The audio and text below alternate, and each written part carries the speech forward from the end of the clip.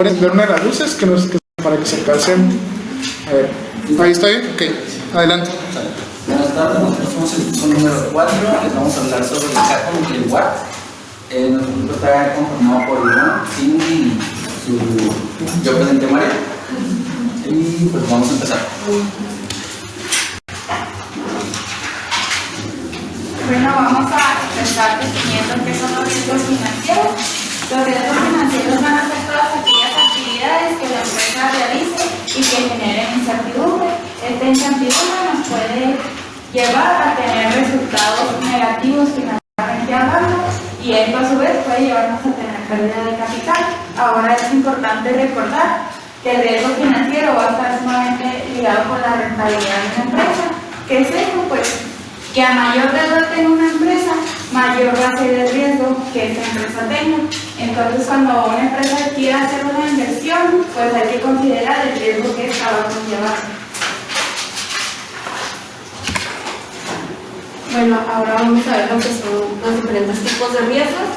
Los principales riesgos financieros son el riesgo de mercado, el riesgo de crédito, el riesgo de liquidez y el riesgo operativo.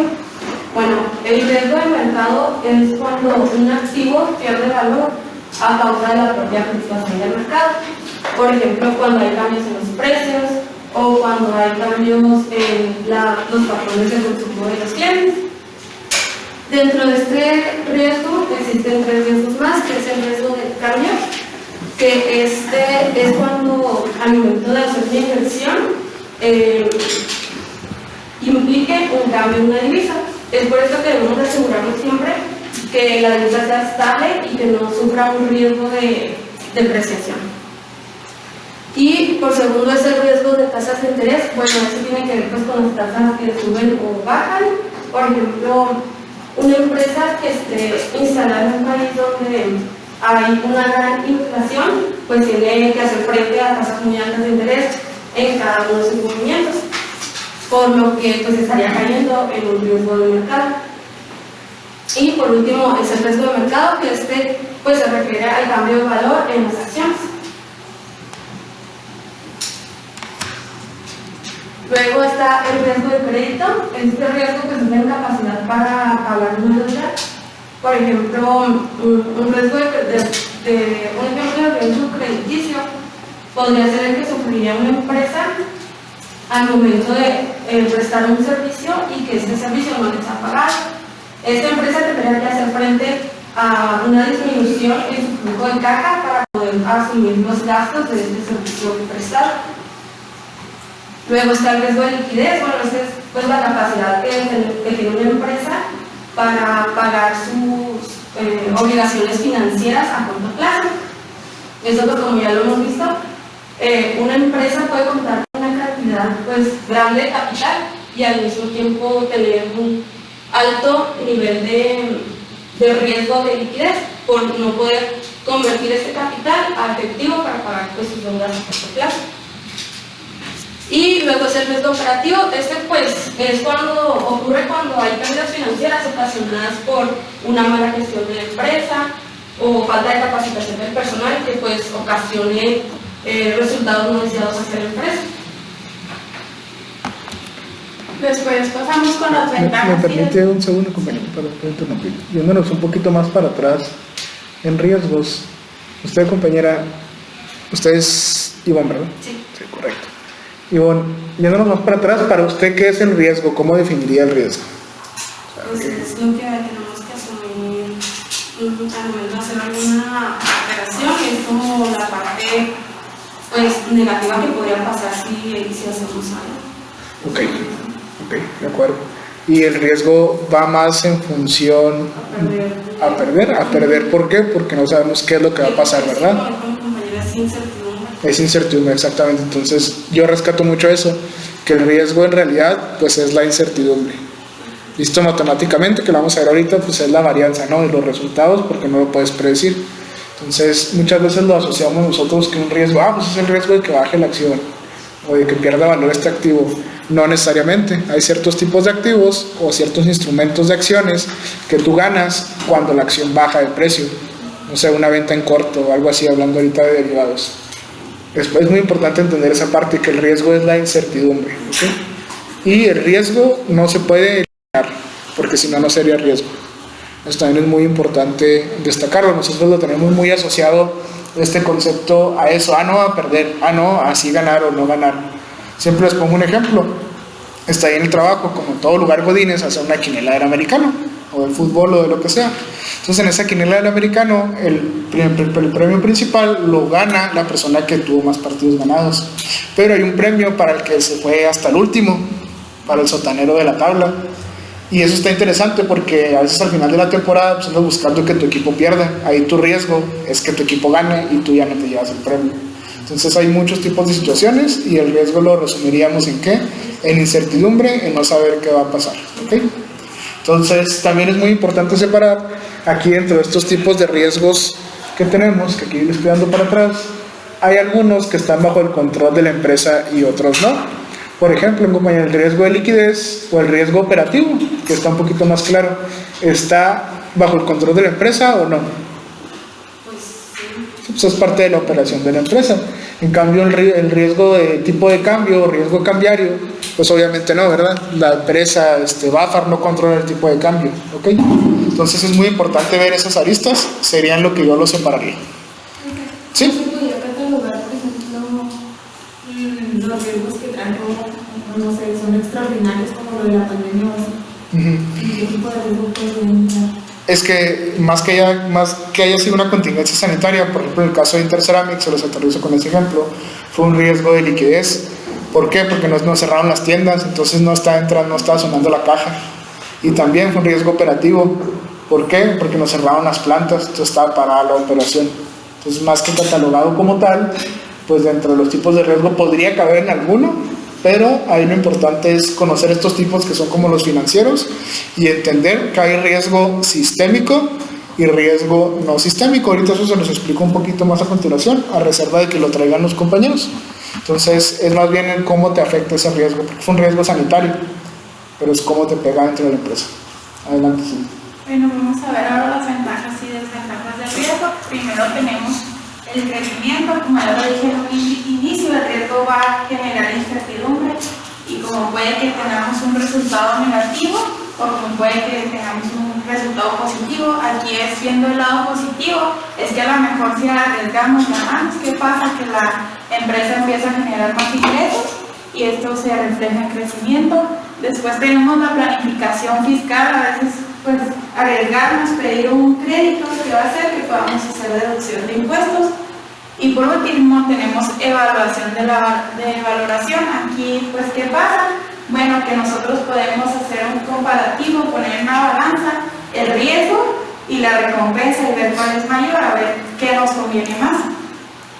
En desventaja tenemos posibilidad de un resultado catastrófico.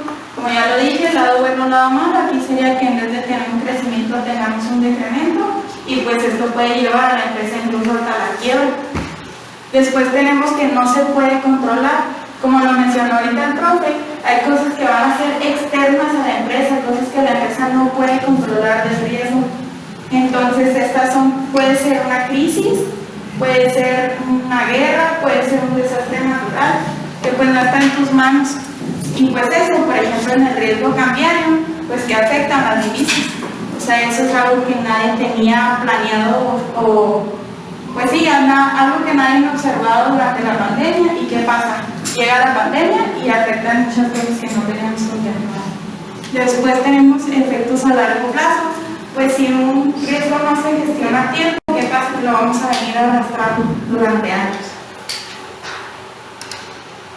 Bueno, la importancia de saberlo gestionar. Esto es imprescindible para el éxito de una empresa. A la hora de tener éxito en la empresa sería abarcando las oportunidades de una ganancia de recursos o evitando o anticipando la pérdida de los mismos. Las principales actividades para gestionar el riesgo es identificar la fuente o causa del riesgo. Sería el análisis de los riesgos financieros, viendo cómo influyen en este, y la elaboración de planes y estrategias para los mismos, mitigarlos y evitarlos.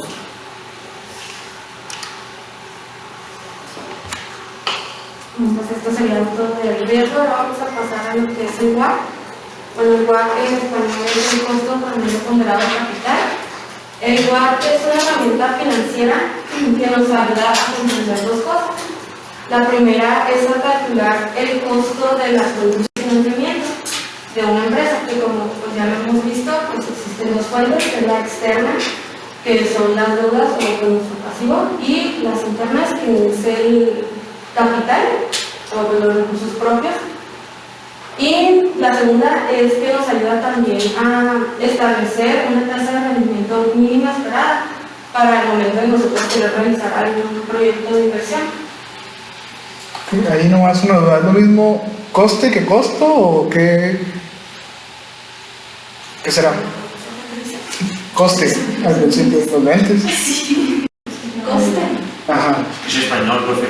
Es costo. Exactamente, hay que tener cuidado ahí con las traducciones o donde tomamos el material, porque los españoles dicen coste. Entonces nosotros siempre hay que señalarlo como costo. Adelante. Ahora tenemos la importancia del WACC. Primero tenemos que nos permite definir de dónde se conseguirán los recursos para la inversión, de capital propio o de capital ajeno. Pues no sé si recuerdan la actividad que hicimos con el profe la clase pasada, donde nos ponía 3 escenarios. El primero donde nosotros poníamos todo el capital, el segundo donde era mitad de nosotros, mitad de un externo, y el tercero donde era 20% nosotros y el resto pues inversión externa.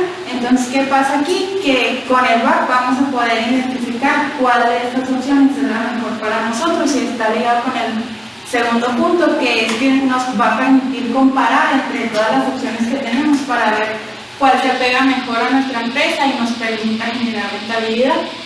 En tercero, tenemos que evaluar el rendimiento de la organización y garantiza que se cumpla con la estructura financiera eficaz.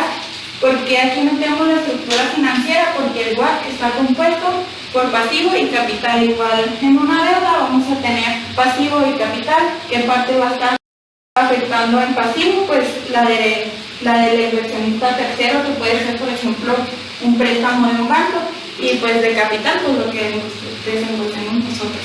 Y ya por último, tenemos que es posible tomar decisiones financieras con un mayor conocimiento. En el ejemplo del profe, pues que veíamos que todos nos fuimos por el del medio, porque era, pues, no estaba ni muy acá ni muy allá. Con esto vamos a poder ver cuál de todas las opciones se apega más a los objetivos de la empresa y nos permite cumplirlos. Ahora tenemos los componentes para calcular el WACC. Tenemos aquí la fórmula. Pues primero es importante señalar que se va a dividir en costo de deuda, que va a ser el KD, y costo de capital, que va a ser el KE. El costo de deuda pues va a ser lo que representa la ceros al financiamiento, y el costo de capital pues lo que nosotros desembolsamos. Aquí pues la KD se va a sacar con una multiplicación de los intereses por 1 menos la tasa de impuestos. Aquí, ¿qué estamos haciendo? Deduciendo impuestos, como ya lo dije, era una ventaja del riesgo. Y después la que se va a calcular con el KPM, que es algo que van a explicar mis compañeros. Y estos se van a multiplicar por porción de deuda y por porción de capital. ¿Qué es esto? Pues del total del financiamiento vamos a sacar cuánto representa deuda y cuánto representa capital. Bueno, ahora vamos a ver lo que es el modelo KPM. El modelo KPM es un método de valoración de activos financieros o de capital. Este método nos permite conocer la tasa de rendimiento. Como los datos móviles están desactivados, primero tendrás que conectarte a la red Wi-Fi. Para que no digan que no estamos en vivo. Adelante. Este método nos permite conocer la tasa de rendimiento mínima que debe de ofrecernos un activo financiero. Aquí cuando nos referimos a las acciones, y un activo de capital para poder hacer algún proyecto de inversión. Esto compensando el riesgo que nosotros tenemos al invertir pues nuestro dinero en ese activo. Bueno, aquí a continuación vamos a ver cómo calcular la fórmula. Aquí tenemos la fórmula del KPM. La fórmula está arriba, vendría siendo E es igual a RF más beta, y luego entre paréntesis E multiplicado por RM menos RF. Aquí les voy a explicar qué es cada cosa. E vendría siendo la tasa de rentabilidad esperada del activo, que vendría siendo el KPM. RF es la rentabilidad del activo sin riesgo, y todos los activos tienen riesgo en realidad, pero aquí vamos a considerar los que menos riesgo tienen. B es una... ¿Es beta? Es beta, se me fue la palabra. Pues no, es un constante, cambia. Bueno, cambia según el... la siguiente diapositiva lo explico. Es la sensibilidad del rendimiento de activo cuando se produce un cambio de rendimiento en el mercado. RM, que vendría siendo el paréntesis, es la tasa de rentabilidad que se espera al mercado en que cotiza el determinado activo. Al descomponer la fórmula encontramos que RM menos RF, que es la parte de arriba, es el riesgo que se asocia al mercado en el que cotiza cierto activo. RI menos RF es el riesgo que se asocia al activo. Okay. ¿Alguien había visto esto alguna vez en sus clases? Yo lo vi en economía financiera. Sí, ok. ¿En dónde? Economía financiera. Economía financiera. Continúa. Sí. Bueno, aquí está beta. Este indica la sensibilidad del rendimiento de un activo ante un cambio en el rendimiento del mercado. Cuanto mayor sea beta, mayor va a ser el riesgo de la empresa. Los valores de beta. Cuando beta es mayor a 1, el activo es agresivo y subirá y bajará más que en el mercado. Cuando beta es menor que 1, el activo es defensivo, bajará menos que el mercado. Y cuando beta es igual que 1, el activo es neutral y subirá y bajará igual que el mercado. Y eso sería toda nuestra parte. Muchas gracias. ¿Hay alguna pregunta, algún comentario a los compañeros? ¿No? Muy bien, adelante. Gracias. Y no sé si me pudiera apoyar, por favor, ahí con la luz nada más. Okay.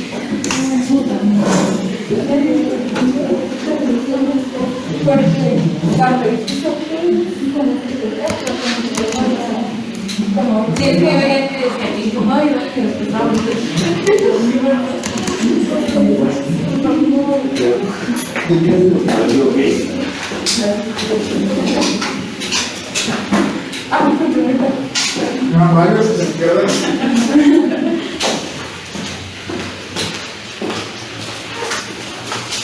Bueno, pues ahora sí.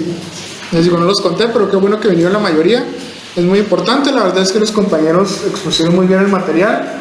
Y ahorita vamos a dar nomás una reforzada en algunos puntos que considero relevantes, ¿ok? Entonces levante la mano, ¿quién había escuchado ya del WAC? ¿O lo había visto en algún lado? Ok, bueno, pues ya algunos. Esto se debió haber visto, yo creo, en la clase de finanzas.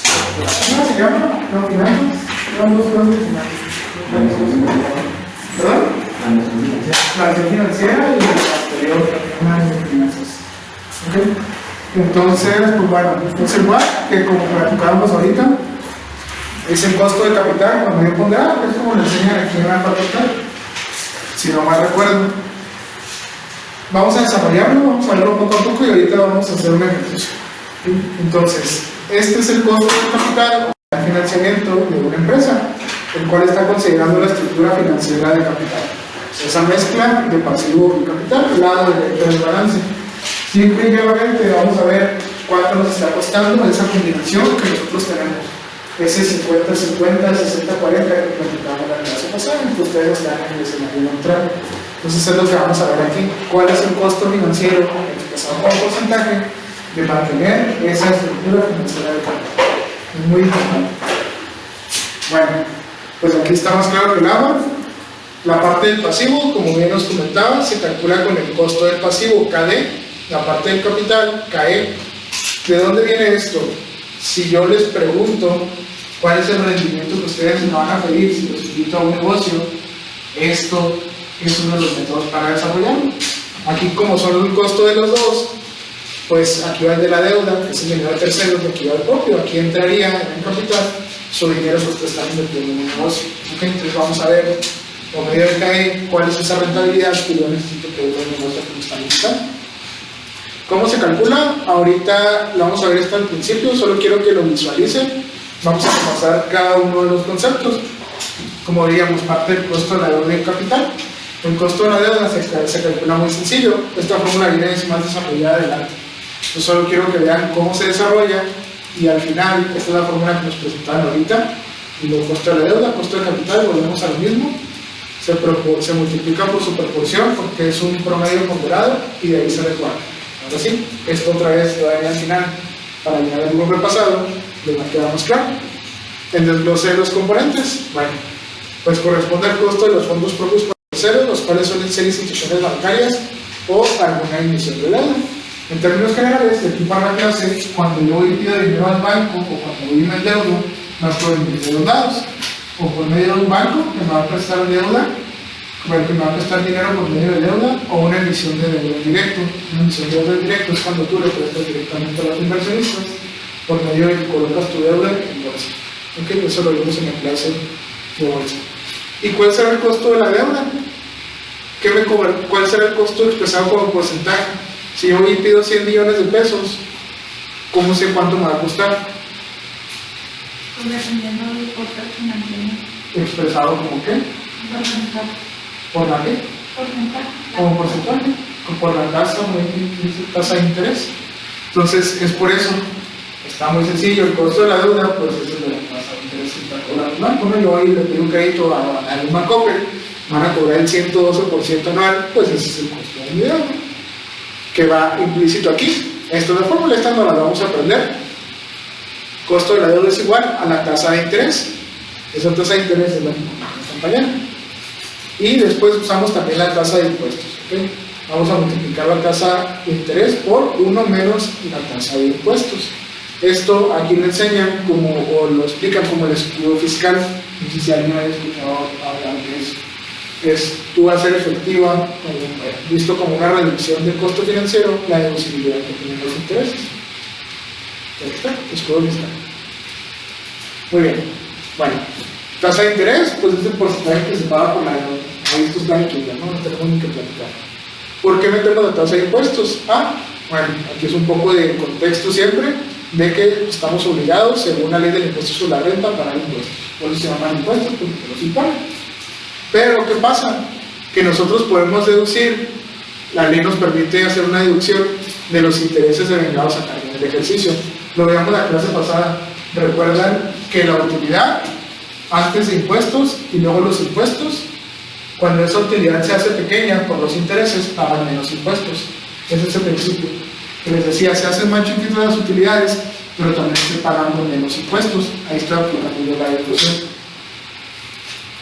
Este es el ejercicio que vimos la clase pasada, a lo mejor con otros números. Entonces, ¿qué es lo que sucede? En este escenario, yo estoy pagando 0 pesos de intereses, porque no tengo deuda, solamente tengo capital, y estoy pagando 75,000 pesos de impuestos. Escenario B, ¿qué pasa? Es una empresa que ya tiene deuda y está pagando 80,000 pesos de intereses, por lo tanto, solo va a pagar 51,000 pesos de impuestos. Todos estaremos de acuerdo en que está pagando menos impuestos, ¿verdad? Mismas ventas, mismo todo, está pagando menos impuestos.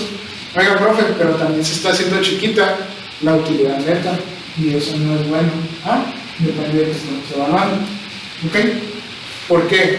Porque a nosotros deducir los intereses va a disminuir la cantidad de impuestos a pagar, que es lo que digamos ahorita. Eso debe ser considerado en su costo expresado como porcentaje, en el porcentaje de costo, en el KB. Entonces, yo tengo una tasa de intereses de un 8% y una tasa de impuestos de 30%. ¿Qué sucede? Bueno, sustituyen la fórmula, 8 por 1 menos 30%, porque aquí dice la fórmula, es igual a 8 por 70% y es igual a 6%. Obviamente el 1 menos la tasa fiscal siempre va a ser un número menor a 1, por lo tanto, siempre me va a ser más pequeño la tasa de interés. ¿Okay? Y bueno, borderline, gracias a la deducibilidad de los intereses, el costo de la deuda pasó de 8% a 6%. Estamos viendo el costo visto como porcentaje. No nos interesa este tema de la utilidad neta. ¿Por qué? Porque estamos viendo el costo de capital, pero no hay ponderado. Entonces, siempre lo va a hacer más pequeño. Aquí estamos viendo en porcentaje lo que estamos viendo aquí, que pagar la disminución en impuestos. Acá ya lo estamos viendo como costo expresado como porcentaje. Está sencillo, ¿no? No hay tema, es una fórmula relativamente sencilla. Gracias a la deducibilidad de los intereses logramos disminuir. Y bueno, el costo del capital, CAE, corresponde al costo de los fondos propios, o sea, de esa parte del capital del lado del balance. ¿Por qué es importante? Bueno, porque este nos permite calcular la rentabilidad esperada de un activo específico. Si a mí me dicen, oye, te invito a un negocio, ¿cuánto quieres que te pague? ¿Qué rentabilidad de tener tu dinero? ¿Ustedes qué dirían? Yo les digo, oiga, tengo aquí ARAS 2.0, ¿cuánto van a pedir de rendimiento de su dinero? Entre todos juntan $1.000.000 pesos, lo ponen de este lado del negocio, ¿cuánto esperan tener de rendimientos al año? El banco pues está muy claro, ¿no? Es el porcentaje. A la empresa le cuesta solamente ese 6%, si no me equivoco, de acá. Está calculado. ¿Ustedes cuál sería el rendimiento que buscarían de su dinero? O la empresa, ¿qué costo le debería asignar a esto? Que es obviamente ese costo va a ser su rendimiento. ¿No tienen respuestas? ¿Los invitan a un negocio? Pues hay que ver el riesgo también. Hay que ver el riesgo, ¿ok? Eso es una parte importante que se incluye dentro de la fórmula que ustedes platicaban ahorita. Que no se vayan en cuenta, suponiendo que piden ese $1.000.000, ¿qué pueden hacer con él si no lo meten en el negocio? ¿De cuánto está lo de CETES, no? O sea, ¿cuánto me gano yo por meter mi dinero a CETES, que es una inversión libre de riesgo? Entonces eso también lo tengo que considerar. Y el riesgo, ¿qué puedo hacer también? Lo puedo meter también a bolsa y correr riesgo, entonces tengo que considerar ese rendimiento también. Todas esas aristas, este modelo se toman en cuenta y es lo que vamos a ver a continuación. Esto es la fórmula, ¿okay? La vamos a ver 1.000.000 de veces, esa la tenemos que aprender, no va a venir como formulario ni mucho menos el examen. Entonces, aquí está a lo mejor con otra nomenclatura, diferente a la que están los compañeros, pero es lo mismo. Está CAE, que CAE es igual a Capton. Capton es el método por el cual calculamos CAE, que es el costo del equity, el costo del capital. Entonces, CAE es igual a RF, que es tasa libre de riesgo, más beta multiplicado por rendimiento de mercado, menos otra vez tasa libre de riesgo. Y le vamos a sumar el riesgo país. Ahorita les platico algo acerca del riesgo país, que en la presentación no venía el riesgo país, ¿verdad? A ustedes no se le sumaba. Entonces, bueno, esta es la fórmula y les doy un segundo para que terminen de copiar.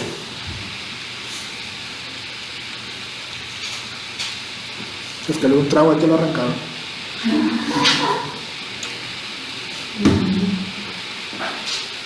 Muy bien, ahora sí vamos a verlo parte por parte. Lo que de aquí adentro se conoce la prima por riesgo o equity risk premium. Y lo que les decía, CAE es igual a CAPO, es el método bajo el cual lo calculamos. Existen otros métodos, pero bueno, el más usado acá afuera es ese. ¿Okay? La vida real funciona así, los ejercicios de evaluación funcionan así. Tasa libre de riesgo. Bueno, vamos a regresarnos un poquito. ¿Qué acompañan? ¿Qué es la tasa libre de riesgo? Que no puede, o sea, es seguro y no puede prestar. Que es seguro, aquí en México, ¿qué era? Los CETES. ¿Sabe usted qué son los CETES? ¿Ya hizo su cuenta de CETES directo? Ya. ¿Y si, qué son los CETES? ¿Se acuerdan?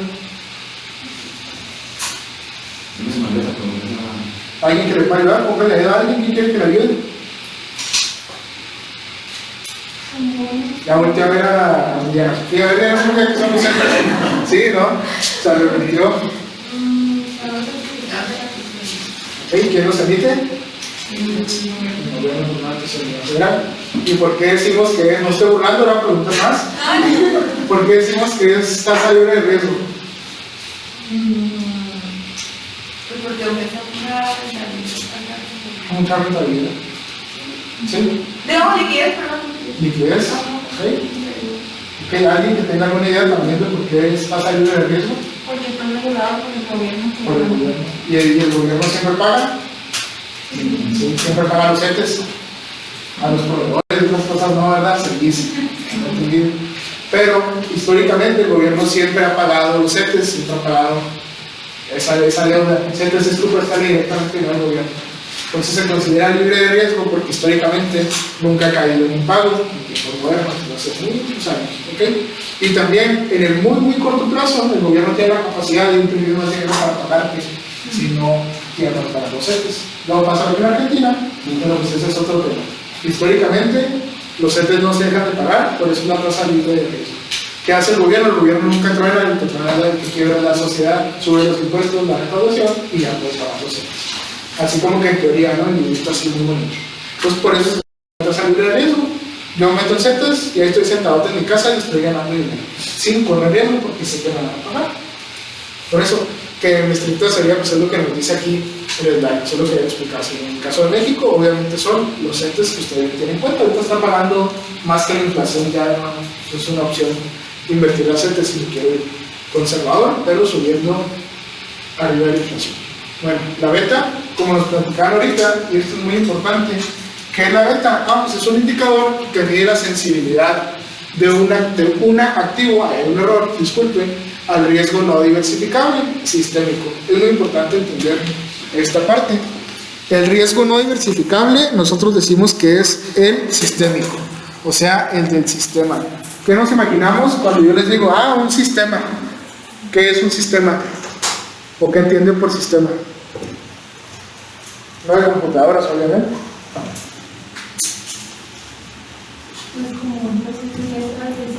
Un proceso ya establecido, ¿ok? Yéndonos así como que, un sistema económico, un sistema contable, una estructura, pues son varios factores, ¿no? Alrededor de algo, por decirlo de alguna manera. Tenemos ahí muchas variantes.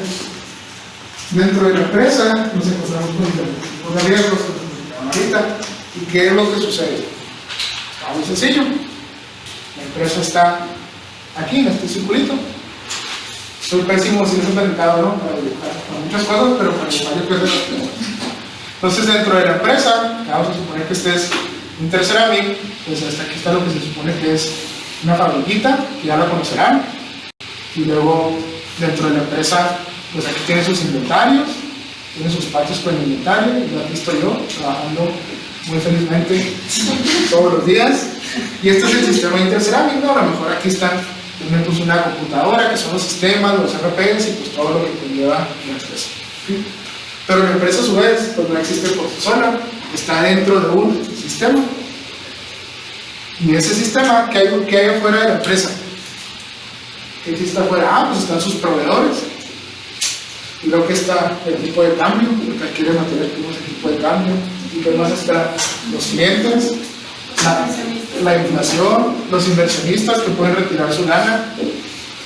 Entonces, lo que está aquí adentro corresponde al riesgo no sistémico, es lo que está bajo el control de la empresa.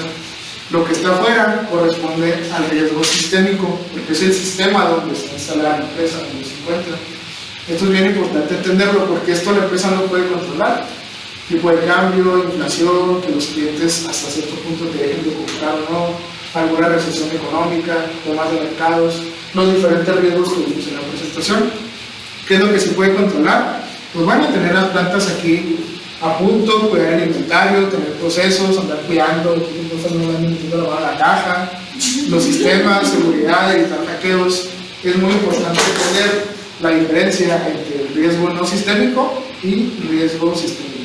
Entonces, la beta es el indicador que mide la sensibilidad de la empresa, aquí yo changarro, que en este caso es el activo en cuestión, un activo similar que nosotros estamos evaluando, qué tan sensible es a todo esto que pasa aquí afuera.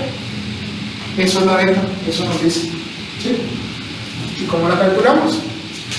Aquí yo como un ejemplo, representa el movimiento de la acción del GCC en relación al IPC. ¿Ok? Entonces, en esta ocasión, para representarlo, va a ser el movimiento del precio de la acción, que es la parte de adentro de la empresa, contra cómo se mueve un índice en el que cotiza. GCC es parte del IPC. Entonces, en relación a cómo se mueve el índice, que el índice es una representación de todo lo que pasa afuera en la economía y en el país, el IPC, digamos que era un momento económico. Entonces, la relación entre el valor de la acción de GCC y el valor del IPC, pues estrictamente nos da la correlación entre los dos. O sea, qué tan sensible es GCC a el riesgo no sistémico, a lo que está pasando afuera. Y eso lo vemos por medio del IPC, porque ese es el termómetro de la economía. Y tenemos aquí el ejemplo, que es muy similar al que nos mencionaba ahorita Mario, ¿verdad? Sí, es muy similar al que nos decía. Tenemos aquí la acción X, que en este caso sería la de GCC, 120, que ahorita está como en 124, 125. La acción se mueve, ¿cuánto subió? 2.5%, de 120 a 123. A lo largo de la jornada, la acción de GCC subió 2.5% y el IPC también subió 2.5%. ¿Qué significa? Que es una beta igual a 1, replica los movimientos del índice, se mueve en la misma magnitud. El índice sube 1, yo subo 1. El mercado del sistema reflejado como el IPC baja 1, yo voy a bajar 1, hay una correlación. Al final del día, si se acuerdan sus clases de cálculo, no sé cómo es diferencial integral, es delta 1 entre delta 2, o sea, es la varianza al final del día, la correlación. Entonces, cuando la venta es a 1, yo me muevo igual que el mercado. Cuando, en este caso, yo subo 5% y el IPC subió 2.5%, o sea, lo mismo, simplemente yo no estoy subiendo más, estoy subiendo el doble. Por lo tanto, la venta de cuánto será.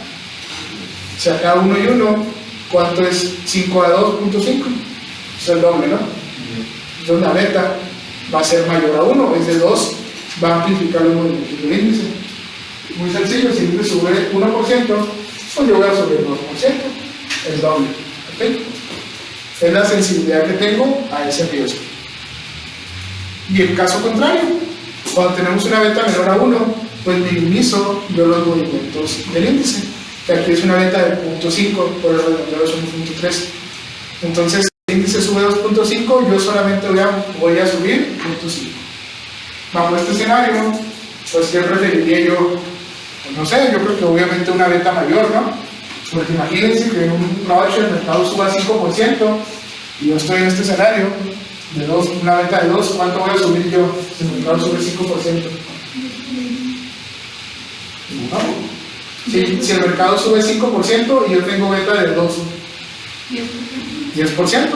La venta se mide en veces, como exactamente, es a donde vamos. Si el mercado disminuye un 3%, pues yo voy a perder 6. Entonces, ¿qué prefieren ustedes? ¿Una venta alta? ¿Una venta baja?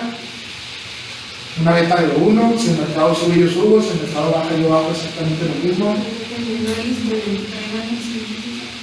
Exactamente. De reducirlo hacia una sola decisión, pues está complejo para dar un análisis atrás. Al final del día, ¿qué nos está mostrando? Pues nos está mostrando el riesgo. ¿Por qué? Porque es la varianza, es la variabilidad. Y con una venta de 2 tienes mucha varianza. O sea, te puedes ir 10 para arriba, te puedes ir 10 para abajo. Por eso es la sensibilidad al riesgo la venta. Sí, es muy importante comprender esto. ¿Queda claro, sí?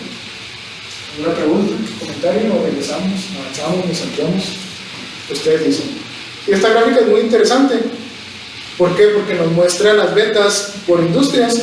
Esto por ahí, esta presentación ya está en la plataforma y trae ahí las fuentes.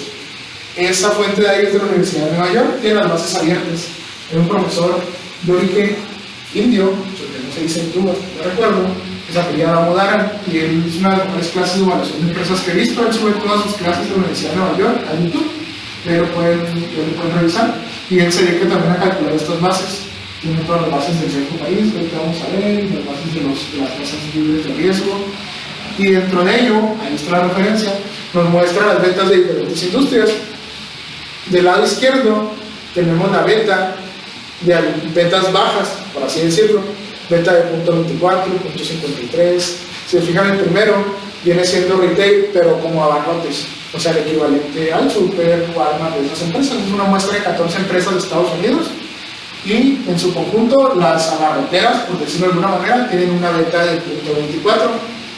Pero si yo me voy a transporte aéreo, en su conjunto la muestra de 17 aerolíneas firmas tienen una venta de 1.61, es una venta mayor a 1, hay más varianza. ¿Por qué será así? No sé ustedes, pero yo no pude quitar la maldita costumbre de comer 3 veces al día, cuando menos. Entonces, así la gasolina esté cara para el transporte, los alimentos suban, los precios estén por los cielos, yo voy a ir y voy a comprar comida. Probablemente no haya la que prefiero, ¿verdad? Pero voy a seguir comprando comida. Entonces, independientemente de cómo esté la situación económica acá, la situación del país, yo tengo que seguir consumiendo. Por lo tanto, los ingresos de esas empresas van a permanecer constantes y según se mueva el mercado, ellos no se van a mover. Al final del día, ¿qué es lo que venden ellos? Y este tipo de empresas que tienen una venta baja, venden commodities, venden bienes de primera necesidad que tenemos que seguir usando. Obviamente aquí telecomunicaciones, que va más como a servicios de internet, a servicios inalámbricos. Obviamente no va a dejar de pagar el internet, no va a dejar de pagar el plan emitido Charlie Delgado. Entonces, ¿qué es lo que sucede? Que estas empresas tienen una venta baja, procesamiento de alimentos, obviamente, pase lo que pase, pues yo voy a seguir consumiendo y no le interesa a esas empresas cómo está el mercado porque ellos siguen vendiendo. Pero ¿qué pasa? Suponiendo que me dan Gasparín en el trabajo y me quedo sin dinero, pues obviamente yo no voy a salir de vacaciones. Hay una recesión, la gente empieza a guardar el dinero y no sale de vacaciones. Por eso, este tiene una venta alta, tiene mucha sensibilidad a eso. ¿Qué pasó con la pandemia? Se hizo un desastre acá afuera y todo el mundo dejamos de viajar. Entonces los ingresos de las aerolíneas cayeron precipitadamente. Por eso son acciones, son empresas con una venta alta, porque hay riesgo. Hotel, y por alguna razón viene gaming, que imagino que es más de los hoteles casino, de apuestas, tiene una venta alta, y el retail de, ¿cómo lo traducimos, Isabela? Para la construcción, materiales de construcción. Entonces, es lo primero que se cae. Una crisis, se caen los viajes, obviamente junto con los hoteles y la construcción. ¿Qué pasó en el 2008 con el tema de las hipotecas de la crisis subprime? Entonces, bueno, esto ya lo aterrizamos un poquito más de qué viene la venta, que me hace muy importante que lo comprendiera. Y bueno, si se queda, estamos desglosando la fórmula que vimos al principio que tiene que anotar. Ahora sí, el rendimiento del mercado. Pues van a dar rentabilidad esperada del mercado donde cotiza cierto activo que está para comparación. Pues muy sencillo, ¿no? Aquí en el caso de México, yo tengo que considerar también dentro de ese análisis cuánto sería lo que yo hubiera ganado por meter mi dinero a la bolsa. Ya estoy considerando la tasa de riesgo, ya estoy considerando el riesgo de la acción en cuestión. Si mi negocio es un negocio de salchichas, de procesamiento de alimentos, la beta que yo voy a usar para saber cuánto exigir ese negocio, pues va a ser esta de acá, la de procesamiento de alimentos. Muy bien, entonces aquí el rendimiento promedio del mercado accionario en los últimos 5 años sería como el indicador ahí en comparación. Y aquí está la fórmula, aquí está otra vez completa, vamos hasta aquí. Rendimiento del mercado, obviamente después le quitamos la tasa de riesgo. Entonces, si por ejemplo el mercado en los últimos 5 años le pagó un 12%, le tenemos que quitar la tasa libre de riesgo. ¿Por qué? Porque el mercado no me paga un 12%. El mercado en realidad me paga el 12% menos lo que yo me hubiera ganado, pues está sentado en mi casa, pues así por el riesgo. ¿Cómo se conoce eso? Como prima de riesgo o equity risk premium. O sea, ¿cuánto me gano en realidad por correr riesgo? Porque se me paga un porcentaje. Entonces, a lo que yo ganaría en bolsa, por estar ahí todo estresado, viendo cómo bajan y suben mis acciones, mis inversiones, le tengo que requitar lo que me ganaría por estar echado en mi casa y no correr riesgo. ¿Por qué? Porque si el gobierno me amparar. Entonces, ese es un análisis muy importante que debemos realizar. ¿Todo claro hasta aquí? Me voy a dar un segundo también para que termine bien.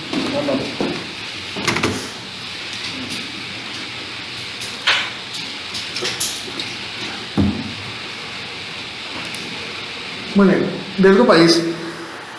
No sé ustedes, pero yo creo que no es lo mismo hacer negocios en México, que en Holanda, que en Venezuela, que en República Dominicana, que en los Estados Unidos, ¿verdad? No, obviamente no es lo mismo y eso debe ser considerado también en el análisis.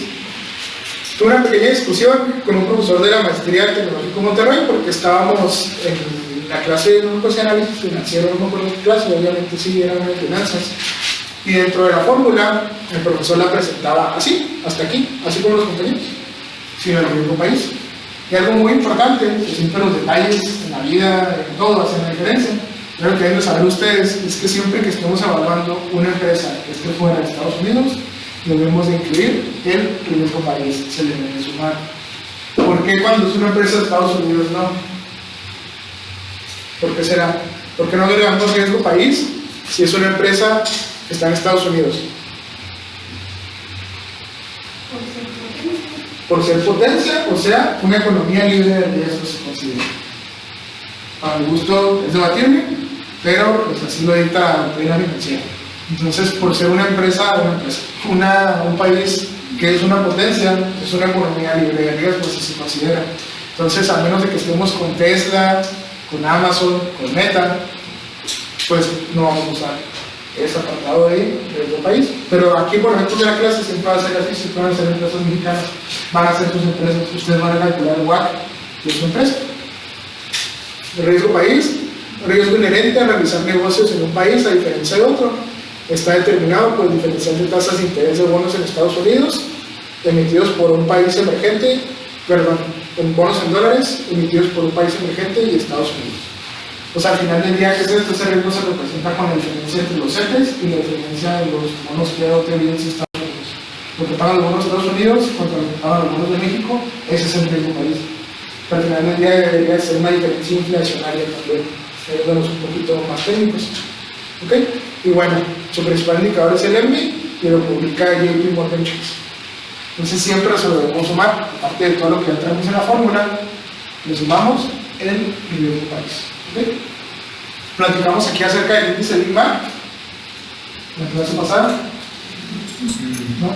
¿Alguien lo conoce? El índice Big Mac, es un índice financiero. Hablando aquí de esto, ¿saben? Sí, es cuando comparan el precio de la marca en todos los países. Ajá. Porque se supone que tienen que evaluar lo mismo. Exactamente. No soy un conocedor de todo el mundo, pero sé que en el mundo la misma se prepara de la misma manera, te ponen otra salsa o lo que sea, pero la misma carne, la misma hamburguesa le dan la vuelta en el mismo número de veces y son los mismos insumos. Entonces, al comparar en dólares el precio de una Big Mac en México, en Estados Unidos y en ciertos países de Europa o en cualquier país del mundo, puedes tú saber el tipo de cambio real al que debería estar, por ejemplo, el peso mexicano, o los yuanes, o la lira turca, o lo que sea. Usa un principio que, si no me equivoco, es el de la paridad del poder adquisitivo, algo así. Entonces, al final del día es eso. Y luego lo pueden investigar, se me hace muy interesante. ¿Qué nos dice ese indicador? El nivel real al que debe estar el tipo de cambio, que por ejemplo en México debería ser como 14 pesos. Entonces, una parte desde marzo del 2018 ya trae descontado cuando ganó López Obrador, desde entonces ya lo traía descontado en el mercado que iba a ganar. Otra parte fue Trump, Estados Unidos, otra parte es especulación. Pero según ese principio, nosotros deberíamos estar como a 14, 15 pesos el tipo de cambio. Está interesante, te dices una moneda está subvaluada, como es el caso de la mexicana, o sobrevaluada, como son los francos suizos. Bueno, indicador obviamente cultural. Y bueno, ahora sí, ¿cómo lo calculamos? Recapitulando, usamos el costo de la deuda y el costo de capital. El costo de la deuda, pues muy sencillo, tasa de interés por 1 menos T, que se conoce como el escudo fiscal. Después el costo de la deuda. Ya se nos da el costo de la deuda. Ahora sí, este es un poquito más extenso. Para el CAE usamos el Capital Asset Pricing Model, que usa la tasa libre de riesgo más la beta, lo multiplicamos por la prima de riesgo, que es RM menos RF, rendimiento de mercado, menos tasa libre de riesgo, y le vamos a sumar el riesgo país. Esa es la fórmula. Aquí está, CAE, así expresada como la ven ustedes ahorita.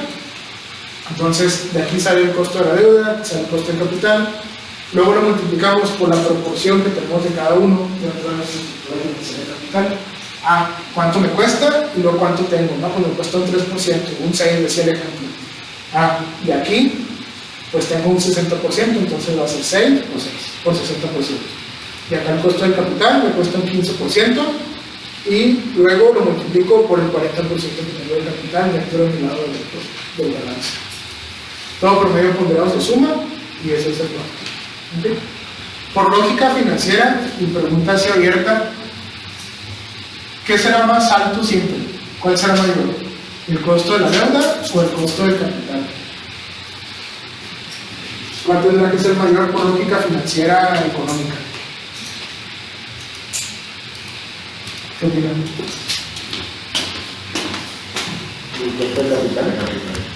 El costo del capital. ¿Por qué? Incluye más factores. Incluye más factores. ¿Sí va por ahí? ¿Alguien más?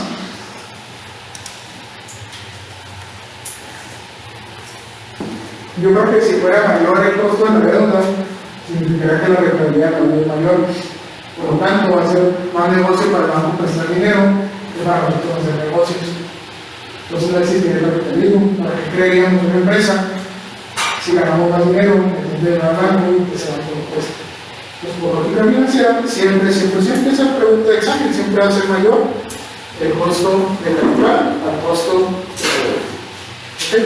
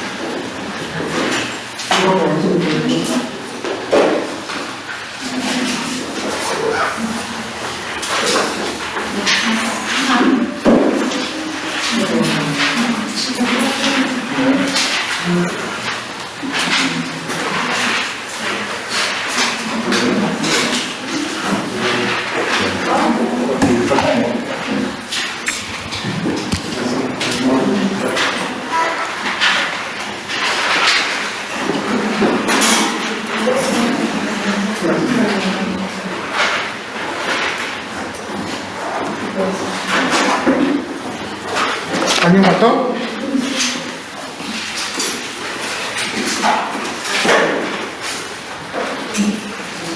Todos tienen que hablar. Los seguiremos todos incluyendo.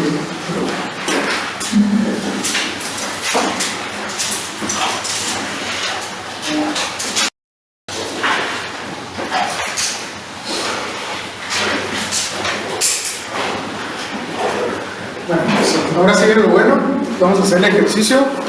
Está sencillo, son puras sumas, multiplicaciones, divisiones. No le veo la mayor complicación. Ok, aquí lo importante, como siempre a lo largo de la clase, que es desarrollar esa lógica financiera, entender qué es lo que estamos haciendo. ¿Y eso dónde lo sacamos? Pues es sencillo, de lo que estamos sacando. Siempre nos decía el profesor Rodríguez Lugo, uno de mis mentores en una carrera que llama clases de comunicación unos años, que las finanzas se aprenden con las normas. ¿Por qué? Pues sentado, ¿no? Estudiar las finanzas no son tan empíricas. No, sí, pues yo primero finanzas, o sea, no soy un poquito más de estudiar.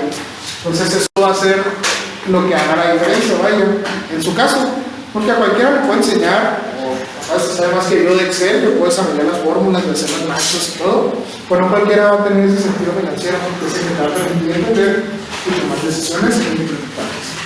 Más allá de eso, hay que entender de dónde vienen las cosas y lo que lo estamos haciendo de esa manera. Ahorita vienen como supuestos, los entes, 8 total, nos trae ahí, no sé, 70%.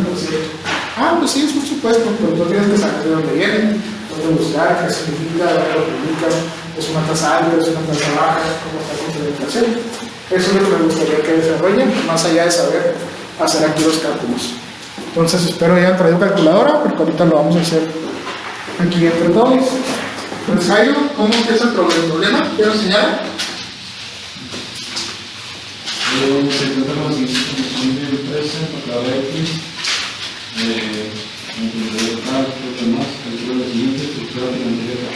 Ok, entonces ahí tenemos la información financiera, tenemos información financiera de la empresa, tenemos que calcular la estructura financiera de capital. ¿Para qué? Y ahí vamos a desarrollar y vamos a llegar al cuadro. Queremos saber cuál es el costo de financiamiento de ese lado derecho del balance. Entonces, aquí también siempre hay una mejor manera de entender y desarrollar las cosas. Yo lo voy a explicar a la manera que se me hace mejor para que ustedes lo entiendan. Si ustedes después encuentran una manera más rápida o mejor, bienvenido. Se trata de eso. Entonces, lo vamos a desarrollar de manera horizontal. Y en este caso, para desarrollar la estructura, tenemos nosotros la deuda. Y tenemos el capital. ¿Qué nos dice la estructura financiera de capital? Pues quiero saber cuánto tengo de cada uno. Muy sencillo. Entonces, aquí desarrollamos la estructura financiera y capital. Tenemos la deuda, tenemos el capital. ¿Qué tenemos para dentro de los programas? Deuda y activos. ¿De deuda cuánto tenemos? 35 millones. Esos 35 millones de pesos es deuda. Y tenemos dos activos, que el activo ¿a qué sería? Pues es un total, ¿no?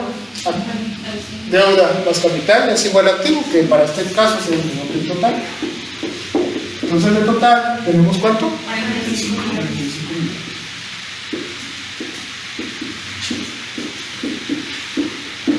¿Qué tenemos que hacer para sacar el capital? La porra de cuenta. ¿Por qué? Porque activo es igual a pasivo más capital. Pues la diferencia 45 menos 35 casi siempre nos da 15. ¿Cuánto? No sé, 10 millones, 35 y 10. ¿Ok? Después, ahora sí, ya tenemos la estructura financiera de capital en pesos, que son estos. Después vamos a sacar la estructura financiera de capital en porcentaje. Compañera que siempre se siente atrás, ¿me recuerda su nombre? Janet. Janet, ¿cómo sabemos o cómo calculamos cuánto representa 35 millones de 45 millones? El total entre los 35. La deuda, que son los 35 entre el total, ¿verdad? Ok, para sacar el porcentaje. Los 35 entre 45. 77%. 78 redondeado. Aquí pues no importa, pueden usar ustedes 2 decimales, la general son 4, pero pueden usar 3, pueden usar 2, para este ejercicio usamos 2. Me desarrollo y me voy a poner. Aquí lo importante es la secuencia, la lógica y tener el resultado dentro del marco. Y luego, yo muy perspicazmente, ¿qué puedo decir? Si este menos este menos este era esto, es una regla de 3. ¿Cuánto va a ser aquí abajo? 100 por 22. Pensé que estaba capitando. 100%. Entonces, ¿qué puedo decir yo? 100 menos 78. Pues sí, ¿no? ¿Cuál es mi recomendación? Es un error muy común en el examen y en los ejercicios. Por alguna razón que desconozco, tienes mal este. Y si lo tienes mal, al tú poner 100% aquí, automáticamente se te va a buscar y te va a dar 100%. Mi recomendación es que dividas 10 entre 45. ¿Y eso cuánto nos va a dar? 22. Y así, si por alguna razón no te da 100% aquí, pues ya sabes que está mal, de ahí le sigas, ¿no? A lo mejor como les digo, te cambió salario. ¿Por qué? Porque va a estar mal el ejercicio y va a estar todo el desarrollo mal, hasta el cálculo de leva.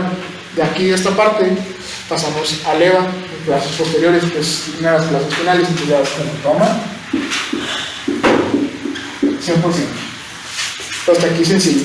Entonces, yo tengo mi empresa, la estoy financiando 78% con deuda, 22% con capital. ¿Cuánto me cuesta cada uno de ellos?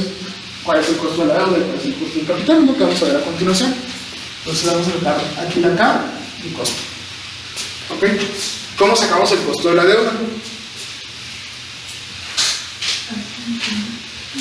Con la fórmula de KD, como bien nos están diciendo, esa fórmula de KD que la voy a poner aquí de este lado. La D es igual a tasa de interés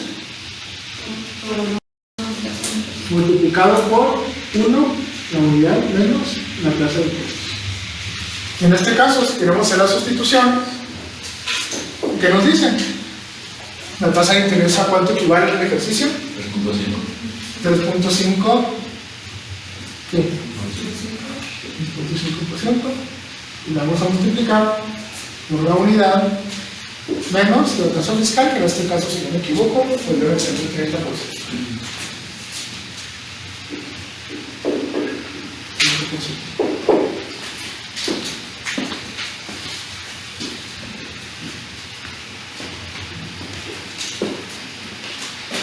Entonces, aquí dentro del paréntesis, pues obviamente 1, que es igual a 100%, menos 30%, nos va a dar 70%. ¿Okay? O sea, aquí adentro es 70%. Al final del día terminas multiplicando 3.5% por 70%. ¿Y cuál es el resultado?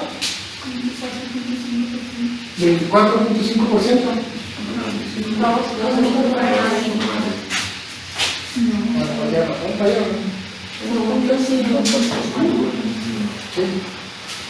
¿Qué hacemos? Pues la mayoría de veces se equivocan, ¿cómo estamos? 3.5%, decía el país, no aquí en el salón, y ustedes están muy bien. 3.5% por 70%, 2.45%. Entonces, lógicamente, aquí esto es lo que les digo, o sea, hay que razonarlo como lo estamos viendo. Me lo va a hacer más chiquito la tasa de interés. ¿Por qué? Porque es un 70%, aquí era un 1, si lo multiplico por 1 es lo mismo, si lo multiplico por menos de 1, me va a ser más pequeña la tasa de interés. Estamos viendo reflejada la deducibilidad de los intereses y el costo financiero como porcentaje. Entonces, 2.45%. Este es K, B. ¿Okay? Esto es lo primero que necesitamos. ¿Qué hacemos? Nos le damos para acá.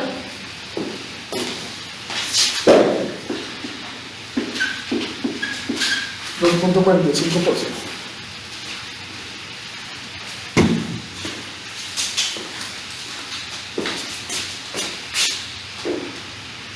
Y ahora sí, vamos a sacar el otro que es KE.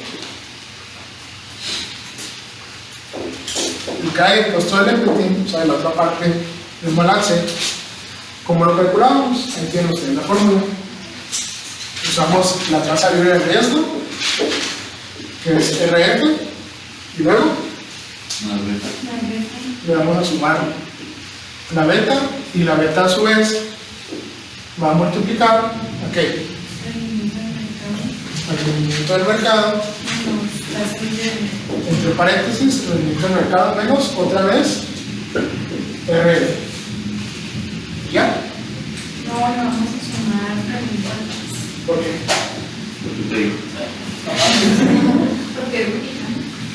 Porque es una empresa mexicana, exactamente. Platicamos aquí que para efectos de la clase siempre lo vamos a sumar. Entonces, el riesgo país. Esa es la fórmula que la tenemos que aprender dentro de algunas otras.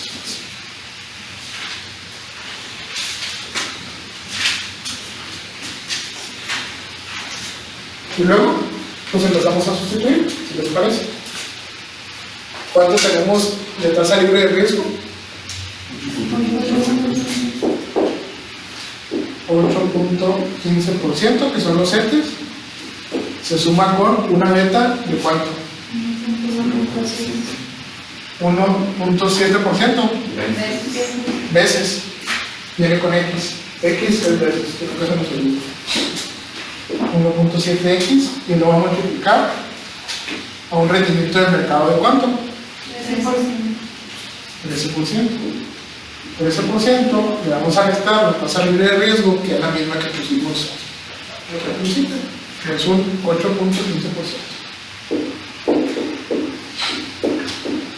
Y le vamos a sumar el riesgo país. Y el riesgo país, ¿en qué viene?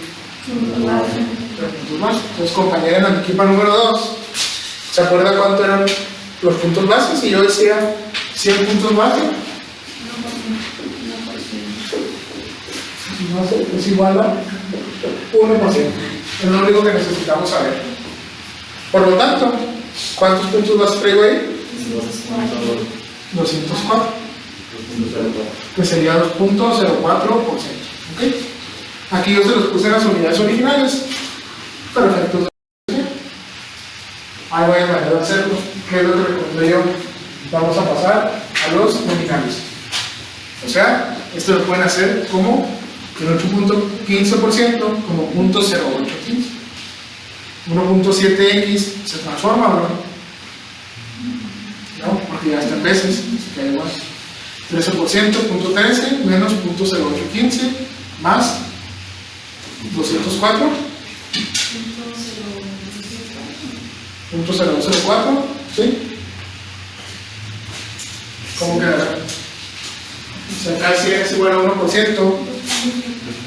2.04% y 2.04%, como bien dice acá, es 0.0204. ¿Sí? Si quieren, se lo pongo aquí abajo. Es 0.0815 más 1.7 multiplicado por, ahí me quito, 0.13 menos 0.0815 más 0.0204. Vale, aquí abajo ya está nominal para poderlo hacer corrido o seguido. De igual manera, pues tú lo puedes meter todo en Excel, que es un tema nuevo que les voy a compartir. Yo los comparto ya después de que hagan la tarea, porque si no la agarran de plantilla. Entonces ya lo transformé ¿a qué? Al famoso peras peras o manzanas manzanas. ¿De acuerdo? ¿Qué es lo primero que vamos a hacer? Pues vamos nosotros a hacerlo en paréntesis, que es 0.13 menos 0.0815.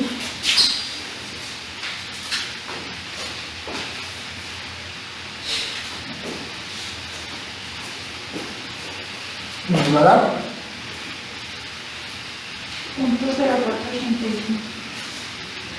0.0485. Y luego ya le damos el paréntesis y tenemos todos estos bajan.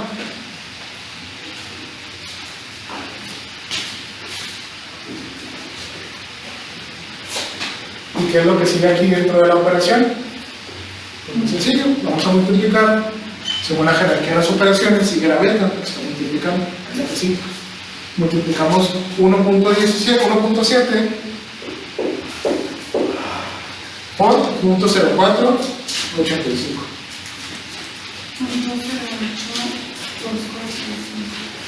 Entonces, esto de aquí nos da 0.08.245.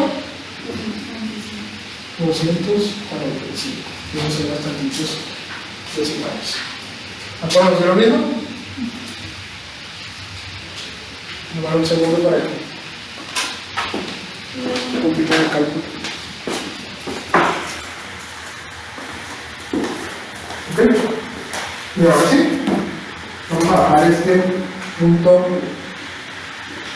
0.815, lo vamos a sumar con esto, y luego le vamos a sumar el punto 0.204.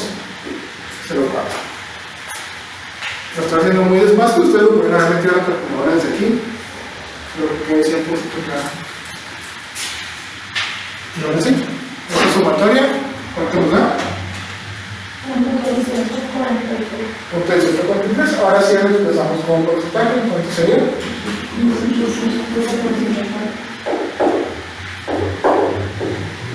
18.44%.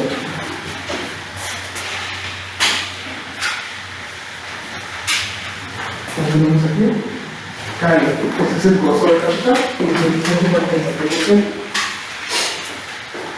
¿Se dio?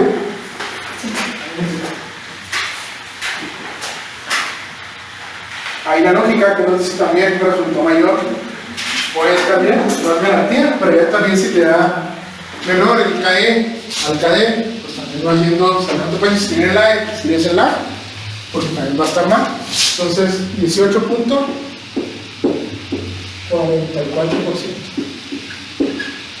¿Ok? Pues ya lo tenemos. Ya tengo la estructura financiera capital en pesos, ya tengo el porcentaje, ya tengo el costo. ¿Qué hago? Lo sumo. Lo multiplica, ¿por qué?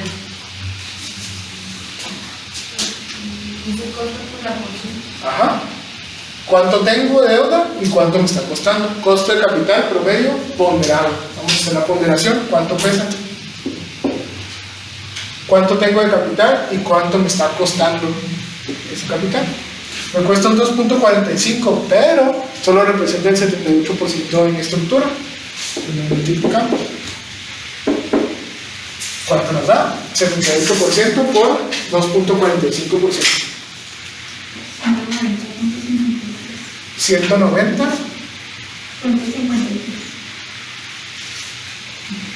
19%. Sí. 19. ¿Punto qué?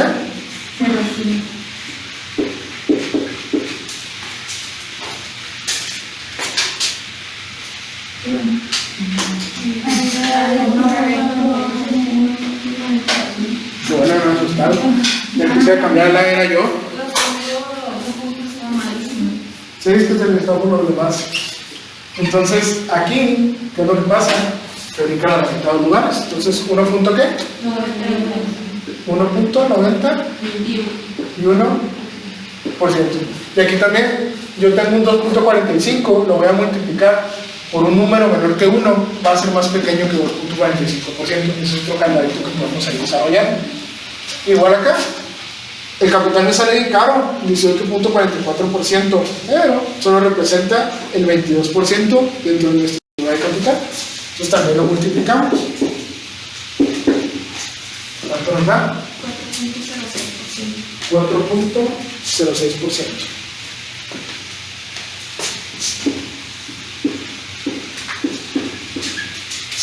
¿De acuerdo? Entonces, aquí está lo interesante. Gracias a la mezcla que tengo yo, gracias a la estructura financiera capital que yo como encargado de finanzas decidí para la empresa, mi costo de la deuda disminuye de 1.45 al 1.91 y el capital de un 18 al 4.06. Este es el que tuvo la disminución más notable, ¿no? Bajo un 18 o 4%. Ya lo tenemos, ahí se acaba. ¿Qué se hace al final de todo promedio ponderado? Se suma. Por lo tanto, 1.91 más 4.06.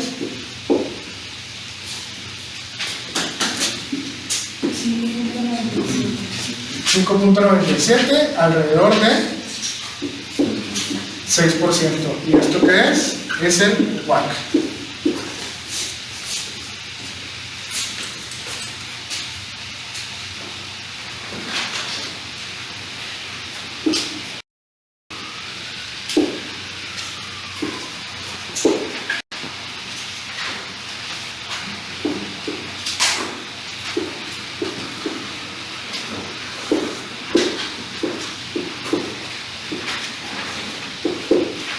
¿Qué significa esto? Que la combinación del costo del capital y el costo de la deuda, o viceversa, va a haber hecho el balance, me está costando un 6%. ¿Qué pasa? Que el costo financiero de mis activos es un 6% porque estos con los que los estoy pagando. Ese es el punto central en esto. Costo de capital promedio ponderado. ¿Y por qué me serviría a mí calcular el WACC, saber ese costo del lado derecho de mi balance? Ya se los estudié para el costo de los activos. ¿Y eso de qué me sirve? ¿Para qué me podría servir? El yo saber cuánto me están costando los activos financieramente, o sea, el lado derecho. Para ver la rentabilidad, aquí nos está mostrando el costo, la compañera acá, el clavo. ¿Qué pasa si yo quiero abrir una nueva planta, un nuevo complejo, una nueva línea, un nuevo negocio? Compro la maquinaria para la planta, compro los inmuebles, y esos inmuebles ¿a dónde se van a ir? Aquí. Pues va a ser más activo, ¿no? Si es activo, ¿con qué lo vas a pagar? Pues con dinero prestado propio. Y esa estructura financiera de capital, ¿cuál es el costo? Un 6%. Entonces, si yo aquí pongo una planta, ¿cuál creen que va a ser la rentabilidad mínima que yo le debo de pedir a mi nuevo negocio, a mi nueva planta que se está poniendo de este lado? 6%, ¿por qué? Porque es lo que me cuesta. Entonces ahí entramos ya con conceptos de qué? De AVPI y evaluación de proyectos de inversión. Perdón, es lo mismo, evaluación de proyectos de inversión y evaluación de empresas. Entonces, esto es para saber cuánto nos está costando financiar nuestra operación. Este es el costo de financiamiento de la empresa, es el 6%. Por lo tanto, todo proyecto debe de ser, cuando menos, más rentable que el costo. ¿Para qué? Pues para que sea negocio, obviamente. ¿Quién va a explicar proyectos de inversión? Entonces, eso también lo vamos a ver en la siguiente clase. Y bueno, vamos a regresarnos un poquito, ya para irnos. Aquí en esta parte, no necesito ser un genio para darme cuenta de algo. El costo de la deuda siempre va a ser menor al costo del capital. Pues, ¿qué pasaría si yo digo, para hacerlo más chiquito, pues voy a cargar más acá la deuda? Si yo aquí tuviera una estructura de 95% deuda, vamos por otro color. Si yo tuviera ese 95% de deuda,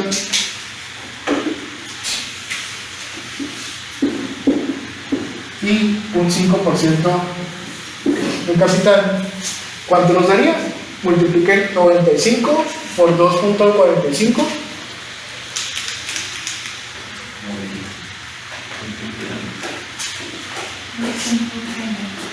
¿2 punto qué? 2.33%. No, pues se puso regañón, no sale más barato. Pero si yo multiplico 5% por 18.44, que es el costo,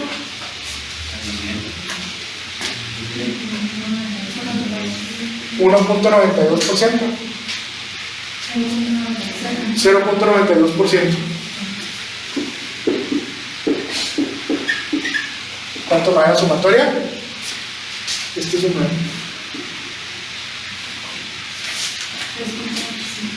3.25.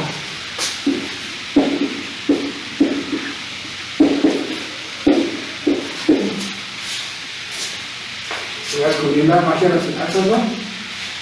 Ya no voy a bajar el costo del capital de la empresa, el costo del financiamiento de un 6% a un 3.25%. Ya me puedes dar la gerencia financiera y un ladrón. Pero ¿qué es lo que pasa? Lo que les digo en Excel, pues todos somos millonarios. Está muy apalancado por eso. Y ese apalancamiento, ¿qué te pide automáticamente? Un mayor pago de intereses. Y ese mayor pago de intereses te reduce el flujo. No vas a poder pagar a tus proveedores, no vas a poder pagar a tus empleados. Sube tu apalancamiento, sube la razón de financiamiento. Me pegó aquí el changarro, permítame.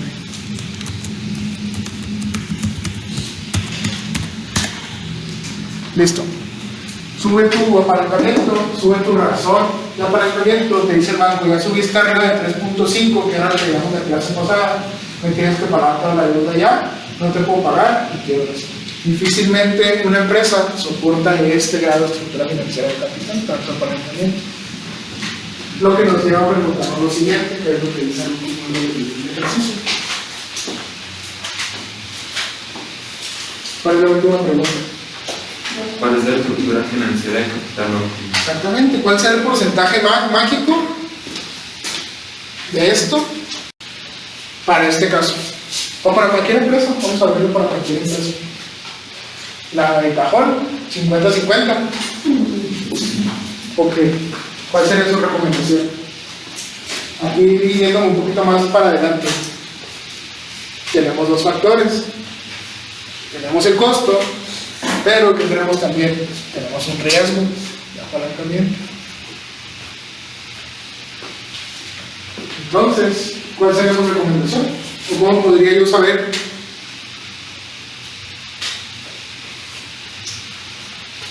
Al final del día, el capital siempre es menor que la deuda, mayor que la deuda, es un 60-40, el 1% capital, 40% de deuda, por ahí. Digo que sí, ¿por qué? Entonces, no, el capital es más caro, pero está menos apalancado. Entonces, la mejor estructura financiera de capital es la que nos da el menor WACC al menor riesgo. Esa es la respuesta. Termina siendo un track a la medida. Son posibilidades infinitas para cada empresa, es distinto. Pero en términos generales, nosotros tenemos que centrarnos en esa curva de riesgo-rendimiento en el mejor punto. La mejor estructura financiera de capital es la que nos da o la que genera el menor WACC, que es un costo, al menor riesgo. Ese es uno de los principios básicos. ¿Hasta aquí todo claro? ¿No saben? Vamos a hacer más ejercicios. Ustedes van a tener una tarea. Van a tener que calcular el WACC de su empresa. Ya tienen los estados financieros, ya hicieron las razones financieras. Ahora van a calcular. Dentro de las razones financieras calcularon el apalancamiento. Esos son todos los temas que vimos. Y ahora van a calcular. ¿Alguna pregunta, algún comentario hasta aquí? Y ahora sí, solo creo que sí alcanzo de regalar nomás 3 minutos para mostrar la aplicación práctica.